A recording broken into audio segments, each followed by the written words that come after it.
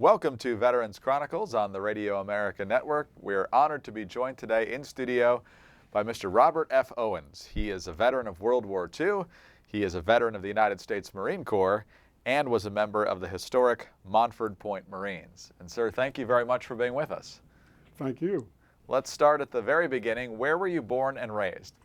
Atlantic City, New Jersey. And was there much of a military history in your family? At the age of 5 or 6 years old, I used to go to the store with for my Uncle Phil, and he was a World War I veteran. He fought in France, and he was gassed in France, and his face was twisted like that. He used to slob from the mouth. So that was my first encounter with anything about the military or anything like that. But was my uncle. Right. And that was around 1936 when I used to go to the store for him. So you were about 14 years old when Pearl Harbor was attacked. Right, absolutely. And we should point out we're taping this right after the 75th anniversary of that. What was your reaction to it? What were you thinking at the time that you heard that news? About them attacking Pearl Harbor? Yes, sir. I heard President Roosevelt speak on the radio, and he explained, everything that happened to the American people, and because back then, all the news was just radio, but so everybody crowd around the radio and listened to him. And he was telling us that that day, December the 7th, would live in infamy. And he said, the only thing to fear is fear itself. And we will be, victorious. And his word, it turned out to be true. Did you know at that moment that you wanted to be part of that effort? Well, not at that moment so much, no. Later on, I used to travel from Atlantic City to Philadelphia, which is about a 60-mile radius from Atlantic City. And us boys, we used to hitchhike. Farmers would pick us up, and one would take us 18 miles, other 15 miles, until we got to the Benjamin Franklin Bridge, and then we go across the bridge, into Philadelphia. And when the war started, in 43, when I was 16 years old, I was in Philadelphia, coming down the street, a Broad Street, and I seen this induction station. And Uncle Sam had his big hat on and red, white, and blue, said, "I want you." So I was with a friend of mine. We were 16 at the time now, I'm talking about. And we dared each other to go in there and sign up for the military. It was on a dare. We both agreed to go in there. And my friend, Bobby Andrews, he joined the Navy, and I joined the Marine Corps. So this was really on an instinct. It wasn't that you carefully looked at all the different branches and chose the Marine Corps. Yeah, it was just, let's do it. But see, that's ahead of my life. See, because early on, I didn't go to school very far, because I had like a speaking problem when I was young. I used to stutter so bad, it would take me an hour to get one word out. But so, so I ended up dropping out of school. But so I wasn't doing anything at that time but wandering around the street, because all the other kids my age, they was in school. But so, hey, I was glad to go into the military, because that gave me direction. I learned so much by going in there, because my father died when I was 9 years old. So I only remember him vaguely, So, so the military actually helped me to grow up also. See, so I got disciplined. I met older guys, and I found out about life that is not all about me. It's about we. See, once you join the Marine Corps, you'll find that out quick. Now, you were only 16 at the time, though. Only 16 years old, yes. So did you tell them a different age, or how did that work? When I got to camp, you mean? No, how did they let you in at 16? Did you? They didn't check. Just simple as that, you know. Did you tell them you were 18? They asked you all the questions: where were you from, what date of birth, and all those questions. Boy, but I just lied. Boy, I put instead of 1927, boy, I put down there 1925.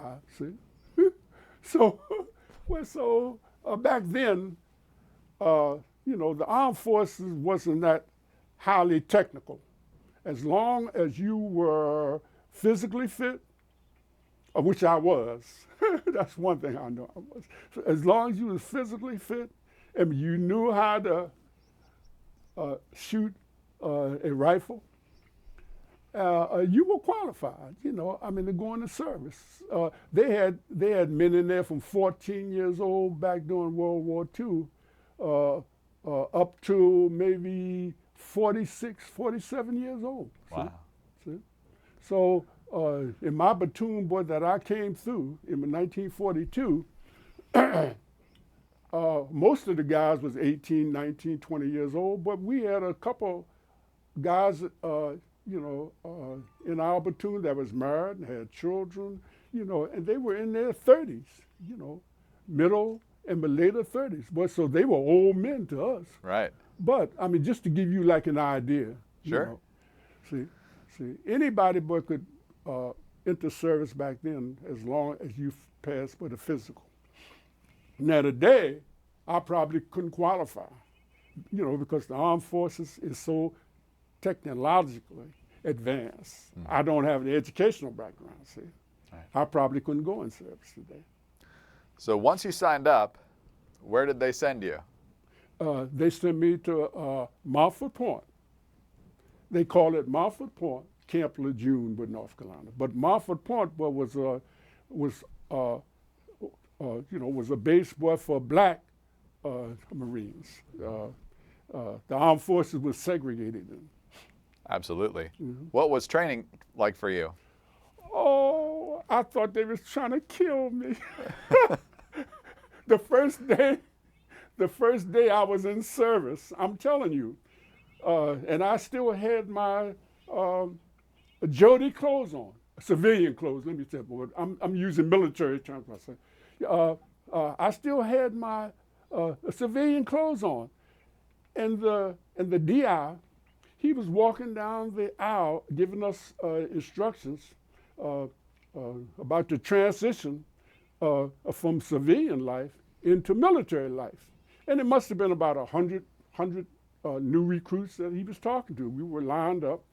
And he told us different things. He said, you call but like a rifle. He said, you don't call a rifle like a gun. Most city kids like I was, but call guns a gun. A rifle don't make no difference. It was a gun back then. But so he explained what the difference. And then he told us, he said, you would be known, a steady Robert Owens, he said, you would be known as Private Robert Owens. So he went and talked for another 15 minutes. And who should he come up to and ask, what is your name? About 15 minutes later.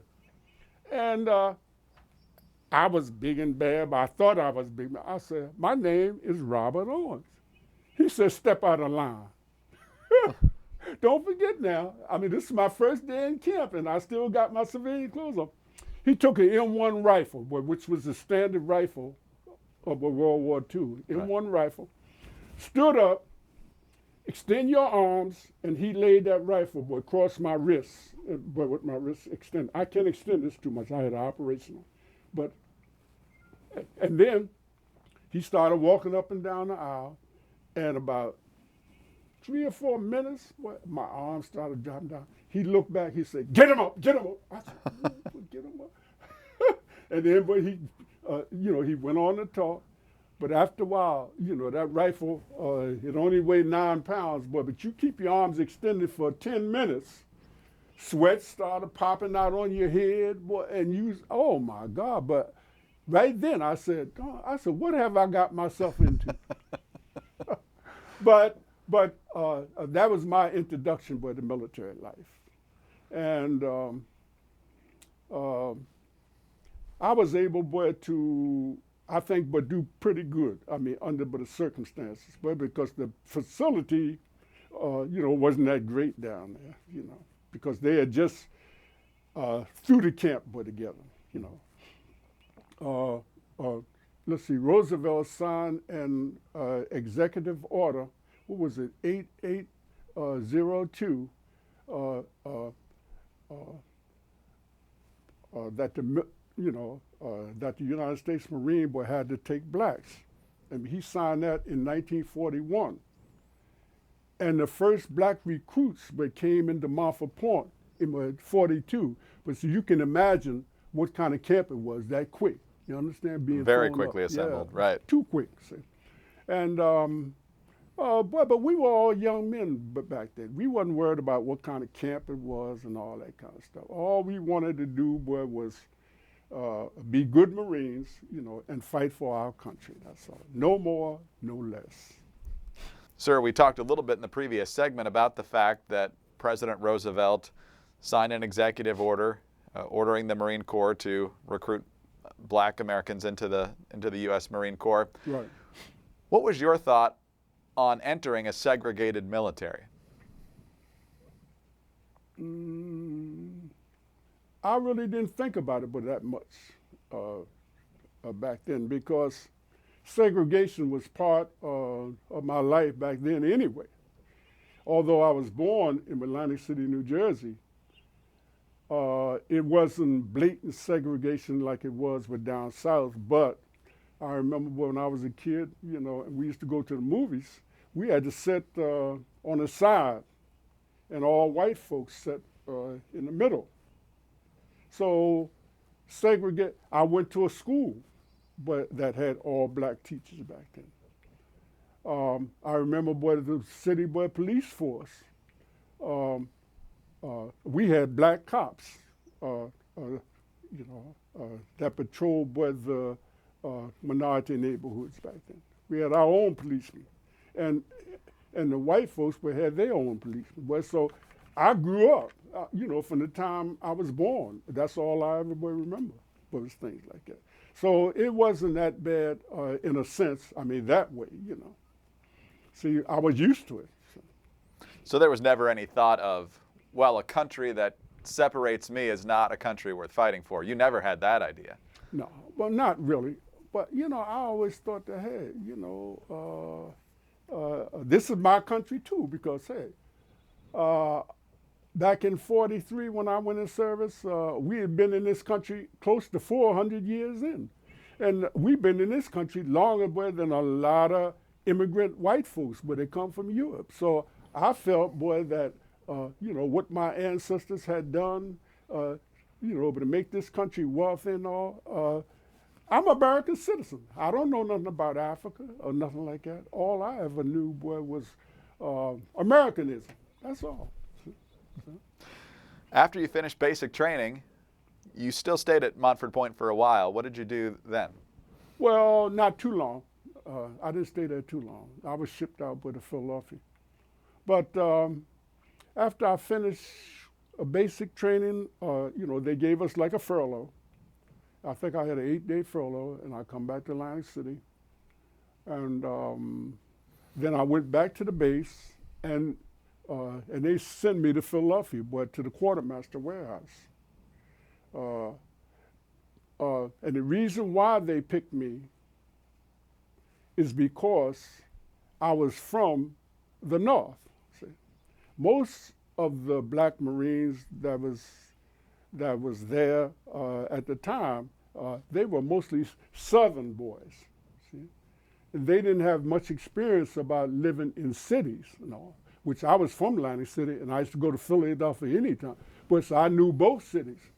So the Marine Corps at the time, but they didn't have, like a base where to stay on. So they gave us subsistence pay, so you could live anywhere as long as you come to the quartermaster every morning, and do your job. But so I did that for almost a year. I did that practically most of 1945. See?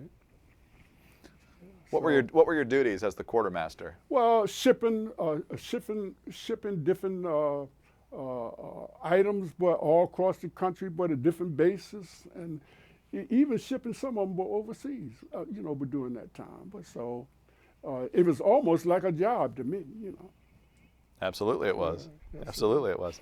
So I remember when Roosevelt died. I was coming out of a cleaner's. I never will forget. I was having my uniform cleaned. I was coming out the cleaners on 15th Street, and people was, Roosevelt just died. But people was crying, and oh man, boy, I said, what?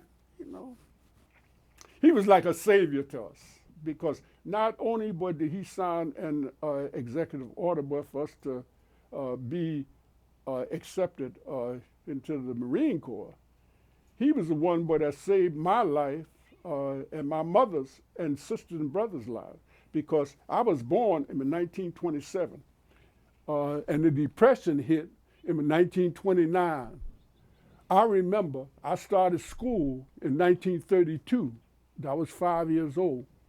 We used to go in the soup kitchens, and they would give us soup and hard bread. But that's all we had to eat. Well, but then Roosevelt, he got elected, but he started giving us, my mother, it depends on the side of your family, all kind of commodities. See, so he's the one that really brought us through. He was like our savior back then, see. So people loved him. People loved him. I don't care what color y'all. Color don't make no difference. Hey, everybody loved white and black. If you don't believe it, look at some of the old clips of him coming down Constitution Avenue, and look in the faces of all them people lining up. But it bidding farewell, everybody is crying. I mean, that's what type of president, he was.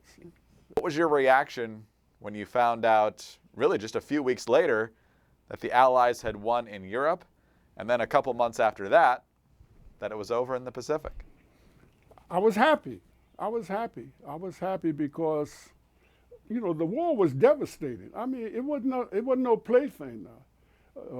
Hundreds of thousands of men were killed. Millions of people all across the world was killed. So hey, we were happy. And to illustrate that, but when you see the sailor in New York, when a strange woman, he come up and kissed her like that famous picture, that was everybody's reaction, really. People were so happy. Let's take a break right here.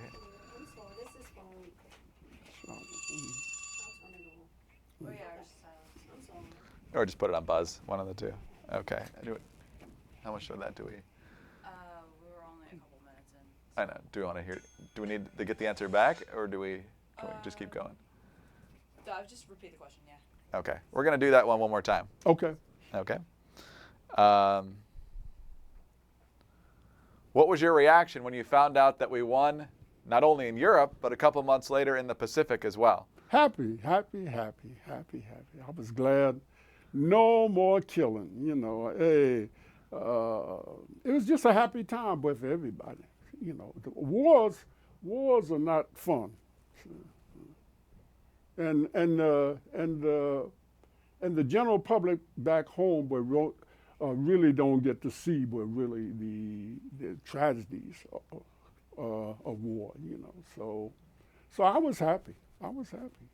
Absolutely. That wasn't the end of your service, though. You were sent to the Pacific, to Guam. I was sent back to Montford Point, and they sent me out to Camp Pendleton, California, And from there, we went to the island of Guam. And we relieved the combat Marines, and we did guard duty over Japanese prisoners of war until they were repatriated and sent back to Japan.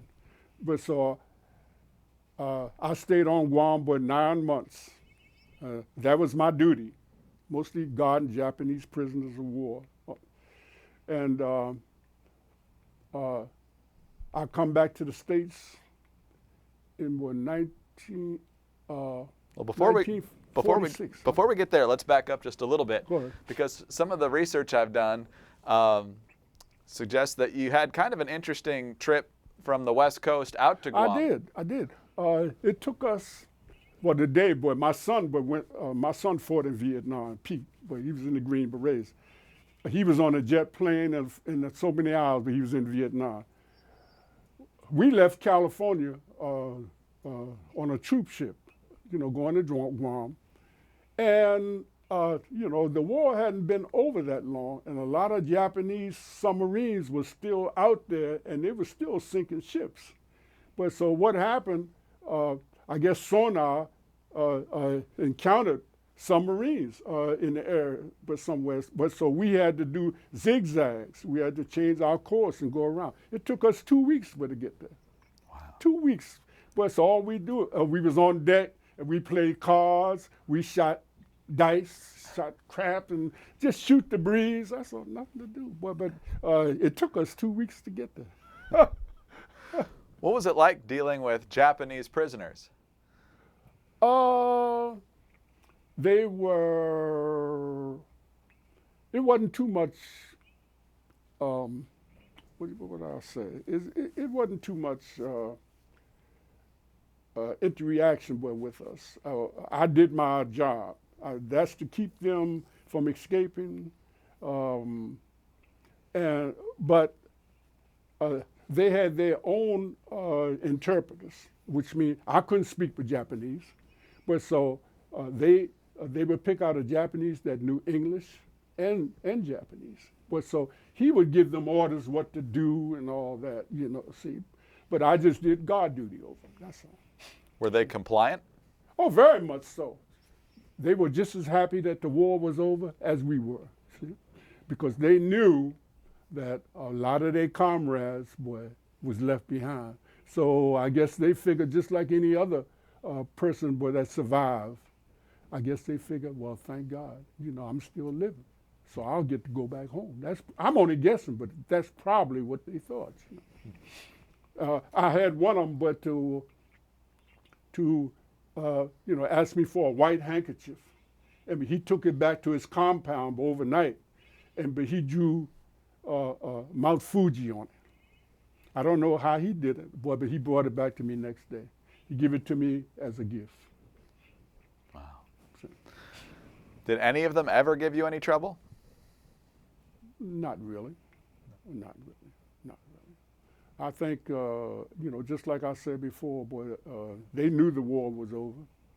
And hey, all they want to do now probably is get back home with their families, So it was mutual feelings, Hey, we all felt the same way.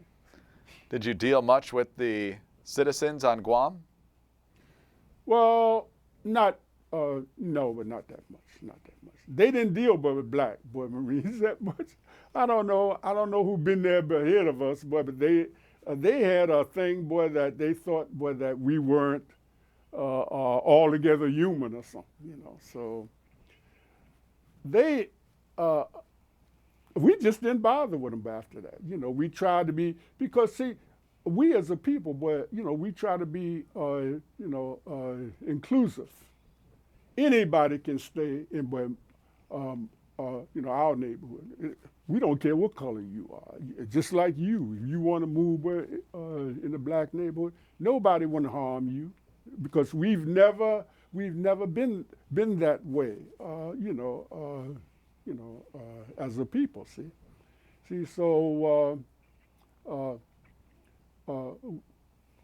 I knew back then, I said, it don't make no difference because I said, hey, I'm not interested in none of them really. I wasn't interested in them at that time really, no way, see. But no, the Guamanians was all right, they were people. I mean, like, everybody else, but some kind of way, the word had preceded us over there that we weren't fully human. See, I could go into deeper detail, but I'm not going to do that. See? But and see, people not knowing no better, they buy into that. I mean, the Europeans didn't, because I had two brothers, boy, that fought in World War II. My older brother Luther and Louis, they fought in Europe. And, after the war, they told me about their experience. And people in France and places like that, Italy, they accepted American blacks for who they were. You understand what I'm saying? But these, in the islands, but those people was a little, they didn't have much information, no way, So whatever somebody tell them, they believed it. So I'm just telling you like a little part of it. That's all right. That's what we want to get from you. How hot did it get there? Beg your pardon? How hot did it get there? The temperature was fine. Always in like the 80s. Really? Oh, yes. Very, very hospitable temperatures. Very much. But while I was over there, they did have, like a typhoon come down through there. And everything was on lockdown, everything was locked down. And that lasted like a couple of days, and then that blew over. But other than that, I mean, the weather there is beautiful, beautiful weather. And then it was July of '46 that you were sent back home? Let's see, I was discharged in August. July, probably July, yeah. Were you excited to leave? I was happy, always happy to come home. I've been all over the world, but I was in Africa. I was in Nelson Mandela's cell even. Yes, I got a chance to go in there. I've been to West Africa, I've been to South Africa, but you know what? There's no place but like home, see? No place, see? Those people, boy, that leave here 10, 15 years down the road, they fight, but to try to get back here, see? So yeah, America, boy, is a great place to live. So it was just a couple of years after you left the service that President Truman integrated the armed forces. That was in 1948. Mm-hmm. I think he integrated with the service through executive order. I think it was executive order, was it 9982 that he used. And that's why my son, boy, when he fought in Vietnam, I mean, the service, boy, was integrated. Right. Even Korea, in the 50s, 1955, but the service, was integrated. But so they never experienced that, segregation like that. But it's been a progression, because I look at it like this. When I was in Montford Point, the highest officer was a non-commissioned officer, but from private, but a sergeant. But that's all we had. But from second lieutenant on up, it was all white. Now today, we have a black Marine Corps, general. We have a black general today. So you can see the progression. See? Absolutely. What do you see as the legacy of your group, the Montford Point Marines? What do you see as the Montford Point Marine legacy? Well, I kind of see it, but like Truman seen it. They didn't want us in there, to begin with. When the first black Montford Point Marines came in 1942, their DIs, which is drill instructors, they were all white. They were the holdovers were from World War One. They was in service trying to finish their time out, like their 20 years and things like that. They didn't want us in there, period, and they made it very hard, boy, for us. See, I didn't, boy, encounter them. When I went in 43, they had black DIs, boy, but the ones that went in all through 1942, those guys said they caught the devil. So, as far as I'm concerned, but the Marine Corps did more good, boy, to me, boy, than harm, boy, because just like I say, it helped me grow up. It gave me discipline, and that even transferred over into my marriage life, because my wife and I had 9 children. And believe me when I tell you, my house was never dirty. She can attest to that. My house was orderly, and I used some of what I learned from the Marine Corps, to have an organized home, a loving home, but organized. Sure. People used to come in my house, and they wouldn't think, but that 9 people lived in there. They thought maybe it was 1 or 2. See, that's how my house was. See, so I learned a lot. See. Just a couple minutes left in our conversation. Tell us a little bit more about your life after leaving the Marine Corps. But I met my wife with Rosalie, and we married in 1947 or 7. And as a result of that union, just to make it short, because you got short, we had 9 children, and we raised them all. But at that time, because people will say, well, why would people have so many children? But if I can explain it to you just shortly, my wife, came from Virginia originally. She met my father in Atlantic City. But during the time she was born in 1894, my mother was born. And during that time, most black people lived on farms. And they had the mentality that the more children you had, but the better you could work your farm, and they had more income and all that. So those women, when they left the farm and came to the city, they brought the same mentality, because they were used to large families. My mother come from a family of 11 or 12, and my mother had 11 children. My mother had 11 children. My wife had 9 children. Not a day, but you talk to these young black girls and talk about even 3. They tell you, no, you got to be crazy.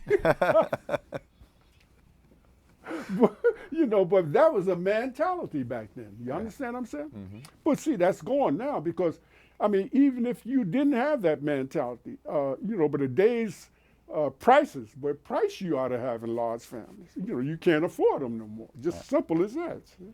Exactly. See, so, that's the way it works. See?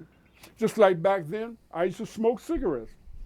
I used to go to movies and see all the white cowboys, everybody, Tom Mix, all smoking, cigarettes and all.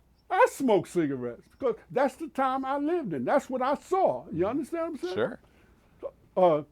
Until I got older and learned a little better that cigarette smoking is no good for you. See, but it took me time to learn that. See, but it all depends on what time you were born, what generation you come along to. See. So that's the reason why our women had so many children back then, because when they were in slavery, and they were on the farm after slavery, it was encouraged to have large families. Real quickly, what type of work did you do after leaving the service? Construction. I retired from the construction industry. In fact, I worked on the first casino that opened in Atlantic City. Really? In 1974. I worked on that when when it wasn't no other gambling place but Vegas. Right. Then, and and the first a casino that opened, it was the old hotel was called the Hatton Hall, and they converted it into a casino, and they were. They were the only ones around, but for 2 years before they constructed like another one, and they made buku money. Oh, yeah. Buku money. It used to be lines. I mean, for 2 years, every day, lines were almost 3 or 4 blocks long, but to get in there. And then I think the Bally's was next. They come along about 2 years later, but they build from the ground up. See? But I'm trying to think, who owned that Hatton Hall, because they bought it, then they renovated. But I can't think of his name, but you would know his name. He's very popular. It wasn't Steve Wynn. I don't think he hadn't come along back then. He was a little later. But I see his casino is opening in the harbor. Yes. But at night. Yes. Isn't it? Yes. Yeah, Steve Wynn. Yeah. he been in the industry, for a long time. Oh, yes. Yes. Been around a long time. Yes, he has. Mr. Owens, it's been a pleasure to talk with you. It's been a pleasure to talk to you, man. Yeah. Thank you for sharing your story. Yeah. Thank you for your service to our country. I was at the Pentagon. About 3 weeks ago, and we were celebrating the Marine Corps, 241st birthday. Mm-hmm. And I had a chance to shake, the Commandant's hand, 4-star general. Wow. Yeah, and I look at all those young Marines now, and they look like little babies. I even told one of them, I said, I wonder have I ever looked like you look. They look like little children. Boy, but some of them been in the Marine Corps 8, 9 years. Boy, but they look like babies. I'm telling you the truth. Boy, so I had a ball meeting them. And I think they had a ball meeting me too, because, we had a lot to exchange. But I don't have any doubt that they enjoyed meeting you. Oh, yes. Oh, yes. Well, so I appreciate you having me here. And, you keep up the good work. We'll do our best. Our guest this week has been... I know you will. I have no doubt. Our guest has been Robert F. Owens, veteran of World War II, the Marine Corps, and the Montford Point Marines. I'm Greg Corumbus. This is Veterans Chronicles.